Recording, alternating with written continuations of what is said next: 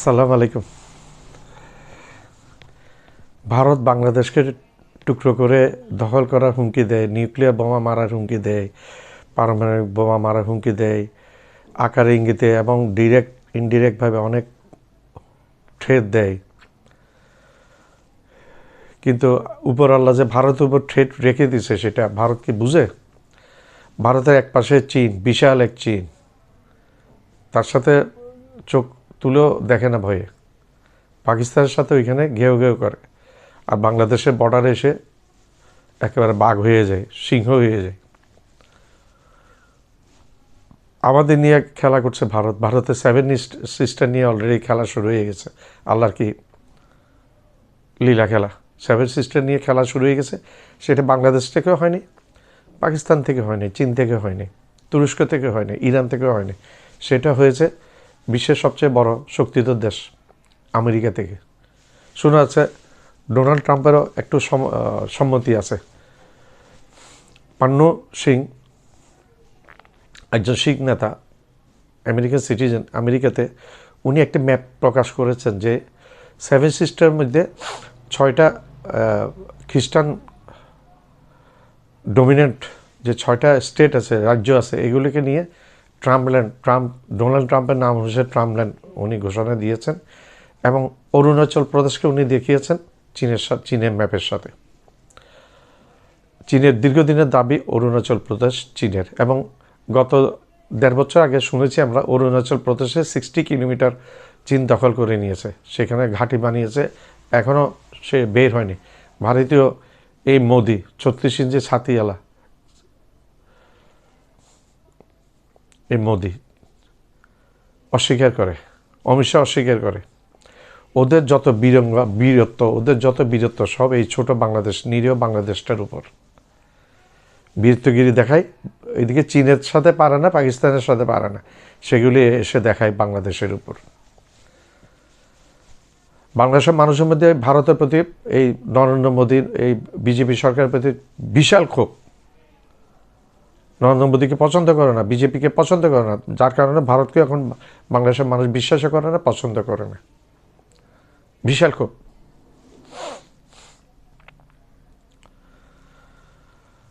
আমাদের Feni chicken neck দখল করে নিবে, চট্টগ্রাম দখল করে নিবে হুমকি দেয় শুভেন্দু। তারপর ওইদিকে দিনাজপুর দখল করে ভারতের চিকেন নেকটা মোটা করে ফেলবে, প্রশস্ত করে ফেলবে, বাংলাদেশকে আক্রমণ করবে, পারমাণবিক বোমা বাংলাদেশকে মারবে। এই সমস্ত হুমকি ভারতের। বিগত 16 বছর এই দাসী হাসিনার সময় সামরিক বাহিনীর কোনো উন্নতি করতে দিয়েছে না, কোনো কিছুর উন্নতি করতেছে, সব কিছু সিদ্ধান্ত আসতো ভারত থেকে। এখন সেই যুগ পাল্টে গেছে। ভবিষ্যতে আমি বলছি তো, যে সরকারের ভবিষ্যতে নির্বাচনের মাধ্যমে আসুক, যদি বাংলাদেশের মানুষের সাথে বিট্রে করে তাহলে বেশি দিন টিকবে না। 1-1.5 বছরের মাথায় হাসিনা পরিণতি বহন করতে হবে। হাসিনাকে তো দিল্লি নিয়ে গেছে, আর বাকি যারা ক্ষমতায় আসবে ভবিষ্যতে তাদেরকে দিল্লি নিবে না, তাদের জায়গা হবে বঙ্গোপসাগরে।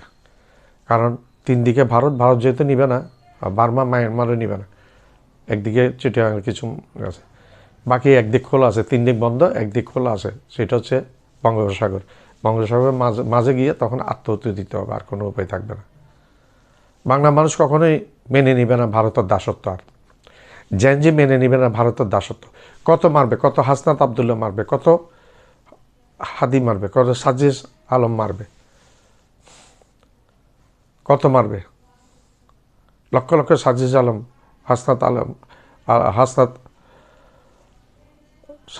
হাসনাত এবং ওসমান হাদি তৈরি হয়ে আছে। ছাত্ররা যেখানে বিদ্রোহ করে বসবে সেখানে সেই একটা জিনিস মনে রাখতে হবে, ছাত্ররা যেখানে বিদ্রোহ করবে সরকারের বিপক্ষে, সেই সরকার টিকবে না, সেই সরকার টিকতে পারবে না, উচ্ছেদ হয়ে যাবে সেই সরকার। ছাত্রদের আন্দোলনটা তীব্র হয়। অহংকার করেছিল এই ফ্যাসিস্ট হাসিনা, আল্লাহ তার অহংকারকে চুরমার করে দিয়েছে। চীন টুমরো চীন অরুণাচল প্রদেশ এটা দখল করবে, লাদাখ পুরাটা দখল করে নেবে, চিকেন একটা চীন দখল করে নেবে, এইগুলো একবারে কনফার্ম। সাহায্য করবে পাকিস্তানকে কাশ্মীর দখল করে, জম্মু কাশ্মীর দখল করার জন্য সাহায্য করবে চীন এবং পাকিস্তান শিখদের যেই পাঞ্জাব খালিস্তান করার জন্য, স্বাধীন হওয়ার জন্য। পশ্চিমবাংলা ভারতের সাথে থাকতে চাচ্ছে না, সেভেন সিস্টার ভারতের সাথে এখন থাকতে চাচ্ছে না তারা। অলরেডি আসাম মুখ্যমন্ত্রী বলছে যে 40% এখানে বাংলাদেশ থেকে, বাংলাদেশের মানুষ আছে 40% এখানের নাগরিক, আর 10% যদি মুসলিম বাড়াইতে পারে তাহলে এই আসাম আর রাখা যাবে না, আসাম বাংলাদেশের সাথে অটোমেটিক যুক্ত হয়ে যাবে। আমরা আল্লাহর কাছে প্রার্থনা করি আসাম যুক্ত হয়ে যাক বাংলাদেশের সাথে। আর ত্রিপুরা যদি যুক্ত হতে চায়, ত্রিপুরাকে ওয়েলকাম। পশ্চিমবাংলা যুক্ত হতে চায়, ওয়েলকাম। আমেরিকা অলরেডি আরাকানকে বাংলাদেশের সাথে যুক্ত করতে চাচ্ছে। দেখা যাচ্ছে হয়তো বাংলাদেশের ম্যাপটা ভবিষ্যতে বড় হয়ে যাবে। অরুণাচল প্রদেশ নিয়ে চীন ও ভারতের মতবিরোধ দীর্ঘদিনের। ভারত অরুণাচলকে অবিচ্ছেদ্য অংশ হিসেবে শাসন করলেও এই প্রদেশটিকে দক্ষিণ তিব্বত বলে দাবি করে চীন। এমনকি মাঝে মাঝে অরুণাচলের বিভিন্ন স্থানের নাম পরিবর্তন করে বা মানচিত্র প্রকাশ করে নিজেদের বলে দাবি করে বেইজিং। অরুণাচলকে নিয়ে এই বিরোধের জেরে চীন ও ভারতের মধ্যে একাধিকবার সীমান্তে উত্তেজনা ও সেনাদের মুখোমুখি হওয়ার মতো ঘটনা ঘটেছে। যদিও কূটনৈতিক আলোচনার মাধ্যমে পরিস্থিতি নিয়ন্ত্রণে রাখার চেষ্টা করেছে দুই পক্ষই, তবুও অরুণাচল নিয়ে এই বিরোধ এখনো মেটেনি। এর মধ্যেই অরুণাচল নিয়ে চীনের একটি গোপন পরিকল্পনা নিয়ে চাঞ্চল্যকর তথ্য জানিয়েছে মার্কিন প্রতিরক্ষা দপ্তর পেন্টাগন। চীন ভারতের অরুণাচল প্রদেশকে নিজেদের কোর ইন্টারেস্ট বা অত্যন্ত গুরুত্বপূর্ণ জাতীয় স্বার্থের তালিকায় অন্তর্ভুক্ত করেছে বলে জানিয়েছে পেন্টাগন। তার থেকেই প্রশ্ন উঠেছে, তাহলে কি ভারতের কাছ থেকে সত্যিই এবার কৌশলগত অরুণাচল প্রদেশকে কেড়ে নেয়ার পরিকল্পনা সাজিয়েছে বেইজিং? গত মঙ্গলবার প্রকাশিত পেন্টাগনের প্রতিবেদনে বলা হয়, নিজেদের অঞ্চল বাড়াতে আরও উচ্চাকাঙ্ক্ষী হয়ে উঠেছে চীন। তারা এখন অরুণাচল প্রদেশকে তাদের স্বার্থের গুরুত্বপূর্ণ অংশ হিসেবে দেখে। 2049 সালের মধ্যে চীনা জাতির মহান পুনরুত্থান অর্জনের লক্ষ্য স্থির করেছে চীন। বর্তমানে চীন সরকার তাইওয়ান, দক্ষিণ চীন সাগর, সেনকাকু দ্বীপপুঞ্জ এবং ভারতের উত্তর পূর্বের অরুণাচল প্রদেশকে নিজেদের মানচিত্রে অন্তর্ভুক্ত করার স্বপ্ন দেখছে বলেও জানিয়েছে পেন্টাগন। আর এই লক্ষ্য অর্জনে চীন এমন একটি বিশ্বমানের সেনাবাহিনী গড়ে তুলতে চায় যারা যে কোনো যুদ্ধে জয়লাভ করতে সক্ষম হবে। রিপোর্টে আরও উল্লেখ করা হয়েছে, চীনের ক্ষমতাসীন কমিউনিস্ট পার্টি তিনটি বিষয়কে কোনোভাবেই আপোষযোগ্য মনে করে না। একটি হলো নিজেদের শাসন ক্ষমতা ধরে রাখা, চীনের অর্থনৈতিক উন্নয়ন নিশ্চিত করা এবং কিছু অঞ্চলের উপর দাবি প্রতিষ্ঠা করা। হংকং, জিনজিয়াং বা তিব্বতের মতো অঞ্চল নিয়ে যেই কথা বলেছে তাদের শক্ত হাতে দমন করেছে সেখানকার ক্ষমতাসীন কমিউনিস্ট পার্টি। অন্যদিকে ভারত চীন সীমান্তে উত্তেজনা কমানো নিয়ে দুই দেশের চুক্তির অগ্রগতির কথাও উল্লেখ করেছে পেন্টাগন। 2024 সালে সীমান্তের কয়েকটি সংঘর্ষপূর্ণ এলাকা থেকে সেনা প্রত্যাহারের বিষয়ে একমত হয় ভারত ও চীন। এরপরেই ব্রিক্স সম্মেলনের ফাঁকে বৈঠক করেন চীনা প্রেসিডেন্ট শি জিনপিং ও ভারতের প্রধানমন্ত্রী নরেন্দ্র মোদী। পেন্টাগনের মতে, চীন চাইছে ভারতের সঙ্গে দ্বিপাক্ষিক সম্পর্ক আপাতত স্থিতিশীল রাখতে, আর ভারত ও আমেরিকার ঘনিষ্ঠতা যেন আরও না বাড়ে সেটিও নিশ্চিত করতে চাইছে তারা। তবে ভারত এখনও চীনের উদ্দেশ্য নিয়ে সন্দিহান বলে দাবি করেছে পেন্টাগন। এদিকে অরুণাচল ইস্যুতে চীনের পরিকল্পনাকে নিয়ে পেন্টাগনের এই রিপোর্ট প্রকাশের মধ্যেই এক ভারতীয় যুবককে গ্রেপ্তার করেছে চীন। ওই যুবক অরুণাচলকে ভারতের প্রদেশ বলে মন্তব্য করায় তাকে গ্রেপ্তার করা হয়েছে বলে জানিয়েছে ভারতীয় গণমাধ্যমগুলো। বিশেষজ্ঞদের মতে অরুণাচল প্রদেশকে খুবই গুরুত্বের সঙ্গে দেখছে চীন।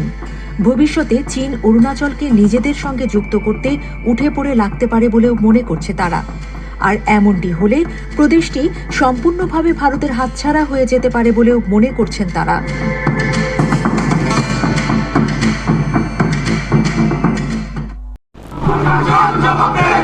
চলমান রাজনৈতিক পরিস্থিতিতে বাংলাদেশের সাথে ভারতের সম্পর্কে উত্তাপ ছড়াচ্ছে। রীতিমতো বাংলাদেশ নিয়ে ভারতে বিক্ষোভ, পাল্টাপাল্টি কূটনৈতিক প্রতিক্রিয়ায় থমথমে অবস্থা বিরাজ করছে। বাংলাদেশের বাইরে চীন, পাকিস্তানের সাথেও ভারতের দ্বন্দ্ব দীর্ঘদিনের। বাংলাদেশ পাকিস্তানের পরে এবার চীন থেকে এলো ভয়ানক এক হুমকি। মার্কিন কংগ্রেসে সম্প্রতি জমা দেয়া বার্ষিক প্রতিবেদনে বলা হয়েছে, ভারতের অরুণাচল প্রদেশকে নিজেদের সঙ্গে যুক্ত করতে চাইছে চীন। অর্থাৎ তাইওয়ানের মতো অরুণাচলকেও নিজ ভূখণ্ড বলে দাবি করছে বেইজিং। এই খবরে রীতিমতো ভারতের পিলে চমকে ওঠার মতো অবস্থা। চাঞ্চল্যকর এই প্রতিবেদনে চীনা নেতাদের এমন আকাঙ্ক্ষাকে মূল লক্ষ্য হিসেবে অভিহিত করা হয়েছে। প্রতিবেদনে স্পষ্ট ভাষায় উল্লেখ করা হয়েছে যে চীন শুধুমাত্র অরুণাচল নয়, তাইওয়ান এবং দক্ষিণ চীন সাগরের প্রায় পুরো অংশেও নিজেদের পূর্ণ নিয়ন্ত্রণ প্রতিষ্ঠা করতে চাইছে। 2049 সালের মধ্যে চীনা জাতির মহান পুনর্জাগরণ অর্জনই বেইজিং এর লক্ষ্য। এই পরিকল্পনার অংশ হিসেবে চীন তাইওয়ানকে নিজেদের সাথে যুক্ত করাকে স্বাভাবিক প্রয়োজনীয়তা হিসেবে চিহ্নিত করেছে। এসব অঞ্চলকে নিজেদের অংশ করতে বিশ্বব্যাপী গুরুত্বপূর্ণ ভূমিকায় কাজ করবে বেইজিং। বড় পদক্ষেপ হিসেবে দেশটি এমন এক শক্তিশালী সেনাবাহিনী তৈরি করবে যারা যে কোনো অভিযানে লড়াই করে বিজয়ী হতে সক্ষম। পাশাপাশি এই বাহিনীর মাধ্যমে দেশের ভৌগোলিক অখণ্ডতা, নিরাপত্তা এবং উন্নয়নমূলক স্বার্থ রক্ষা হবে। প্রতিবেদনে গুরুত্ব পেয়েছে পাকিস্তান এবং চীনের সম্পর্ক। সেখানে বলা হয়েছে, পাকিস্তানের সাথে চীনের সামরিক সম্পর্ক আরো গভীর হচ্ছে। যৌথভাবে JF-17 যুদ্ধ বিমান তৈরি এবং পাকিস্তানের পক্ষ থেকে J-10 যুদ্ধ বিমান কেনার সুযোগই বড় প্রমাণ। এছাড়া যুদ্ধের প্রস্তুতি হিসেবে বিভিন্ন দেশকে ড্রোন এবং অন্যান্য সামরিক সরঞ্জামও পাঠিয়ে সম্পর্কের নবদিগন্ত উন্মোচন করছে বেইজিং। গোপন এই প্রতিবেদনে $3 বিলিয়ন পাকিস্তানের কাছে 8টি ইউয়ান ক্লাস সাবমেরিন বিক্রির কথাও উল্লেখ আছে। এছাড়া চীনা পিপলস লিবারেশন আর্মি পাকিস্তানে সামরিক ঘাঁটি স্থাপনের কথাও ভাবছে বলে উল্লেখ আছে প্রতিবেদনে। সব মিলিয়ে চীনা সামরিক এবং ভূ রাজনৈতিক পরিকল্পনা দক্ষিণ এশিয়া ও সমুদ্র অঞ্চলে তার প্রভাব বাড়ানোর দিক নির্দেশ করছে। এটাই বড় ভয়ের কারণ নরেন্দ্র মোদীর বিজেপি সরকারের কাছে। প্রতিবেশী 3টি দেশের সাথেই বৈরী সম্পর্ক বিরাজ করছে ভারতের। এজন্য নিরাপত্তা হিসেবে সীমান্তে নজরদারি তৎপরতা বৃদ্ধি করেছে দিল্লি। আমার চ্যানেলটা লাইক করবেন, শেয়ার করবেন, সাবস্ক্রাইব করবেন, বেল আইকনটা প্রেস করবেন, সাবস্ক্রাইব করতে ভুলবেন। আবার বলছি, আমার চ্যানেলটা লাইক করবেন, শেয়ার করবেন, সাবস্ক্রাইব করবেন, বেল আইকনটা প্রেস করবেন, সাবস্ক্রাইব করবেন, সাবস্ক্রাইব করতে ভুলবেন না।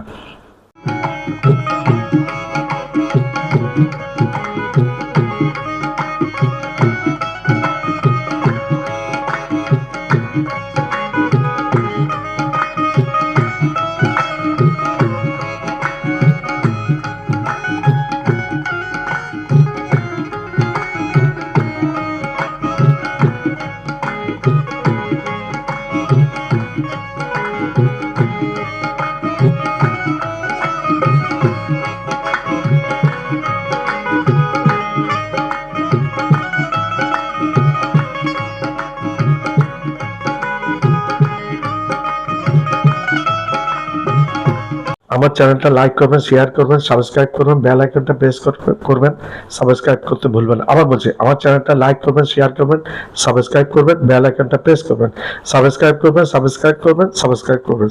করতে ভুলবেন না।